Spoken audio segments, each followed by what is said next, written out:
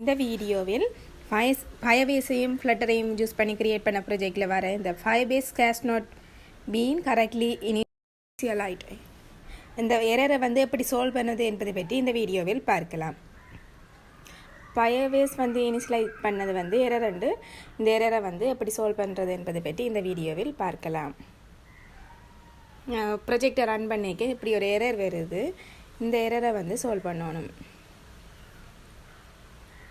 இதான் அட்மின் என்ற பேரில் firebase கனெக்ட் பண்ணியிருக்கிறோம். இந்த எரரை எப்படி சால்வ் பண்ணுறது என்பதை பற்றி பார்க்கலாம். firebase core என்றது நாங்கள் firebase கோருக்குரிய பப்கெட் பேக்கேஜ்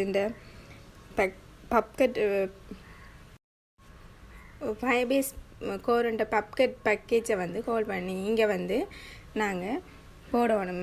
அதோட லிங்கை கொண்டு போடணும். வேர்ஷன் லிங்கை இப்போ பப்கெட் firebase கோருக்குரிய firebase கோர் பப்கெட் சர்ச் பண்ணினோம்னா அதில் வர இதில் இன்ஸ்டாலிங்குள்ளே போய் அதில் வர லிங்கை கொண்டு நாங்கள் எங்கள்கிட்ட க்ரியேட் பண்ணுற ப்ராஜெக்டில் .yml ஃபைலில் போடணும்.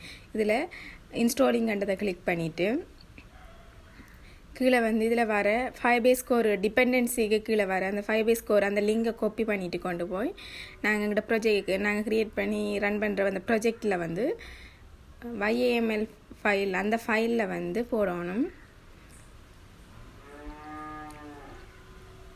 எங்களோட ப்ராஜெக்டுக்குள்ளே அகலம் கீழே தரப்பட்டுள்ள அந்த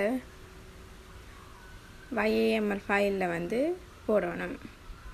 இதில் உள்ள pubspec.yml ஃபைல் அந்த ஃபைலில் அந்த firebase கோருக்குரிய லிங்கை கொண்டு போட்டுட்டு மேலே பப்கெட்டுன்றதை கிளிக் பண்ணலாம். இல்லாட்டி ஃப்ளட்டை ஸ்பேஸ் விட்டு கெட்டுன்னு கொடுக்கலாம். இல்லாட்டி மேலே தரப்பட்ட அந்த பப்கெட்டுன்றதை கிளிக் பண்ணியும் நாங்கள் இந்த டிபெண்டன்சியை எங்களோட ப்ராஜெக்டில் இன்ஸ்டால் பண்ணிக்கொள்ளலாம். அந்த பப்கெட்டுன்றதை கிளிக் பண்ணினோம்னா எங்களுக்கு இந்த firebase core இன்ஸ்டால் ஆகிடும். இன்ஸ்டால் ஆகி முடிஞ்ச பிறகு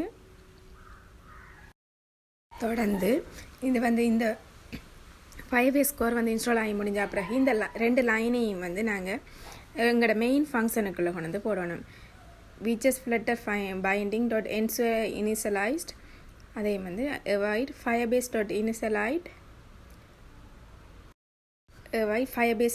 initialized இதை இந்த ரெண்டு லைனையும் நாங்கள் எழுதின மெயின் ஃபங்க்ஷனுக்குள்ளே கொண்டு போடணும். நாங்கள் எழுதின main ஃபங்க்ஷனுக்குள்ளே as main void main அங்கால async என்று கொடுத்துட்டு அங்கால இந்த ரெண்டு நாங்கள் எழுதின அந்த ரெண்டையும் கொடுக்கணும். widgets flutter binding dot initialized அடுத்த avoid firebase dot initialized அப்படின்றதை நாங்கள் அந்த மெயின் ஃபங்க்ஷனுக்கு கொடுக்கணும். கொடுத்துட்டு ப்ராஜெக்டை ரன் பண்ணுவோமாக இருந்தால்